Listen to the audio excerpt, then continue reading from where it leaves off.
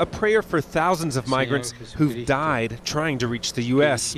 Pope Francis finished his visit to Mexico with a mass just meters away from the U.S. He's long been a supporter of migrants and admonished rich countries to do more. The human tragedy that has forced migration is a global phenomenon today. This crisis, which can be measured in numbers and statistics, we want instead to measure with names, stories and families. Hundreds of thousands attended the ceremony in Ciudad Juarez. Thousands more watched on CCTV over the border in Texas. His support of migrants stands in stark contrast to anti-immigrant rhetoric from Republicans running for the U.S. presidency. Ciudad Juarez was once the most violent city in Mexico. People were particularly touched by Pope Francis's visit here. We're hurting as a city with so much violence, so much fallout from the violence. So many children and youth, so many who've lost their way, and many families that fled. We're still here, giving it our all. We're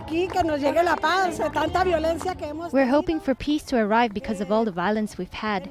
We ask him to bless our city and the whole world, but especially here, so there won't be so much violence. Earlier in the day, Pope Francis visited a prison that was once run by drug gangs and was the scene of deadly prison riots in 2009. By visiting Ciudad Juarez, Pope Francis was able to show he wants to reach out to those discarded by society, prisoners and migrants, people that politicians and church leaders often want to overlook. Juarez was the final stop on a 5-day visit that took him from the southern tip of Mexico to the northern border. Along the way, he criticized politicians who oversee corrupt governments that allow criminal gangs to flourish.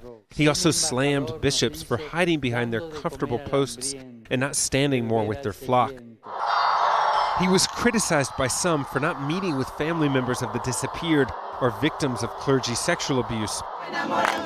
Still, millions of Mexicans feel he stood with them as they look for a way to break free from years of corruption and violence. Adam Rainey, Al Jazeera, Ciudad Juarez, Mexico.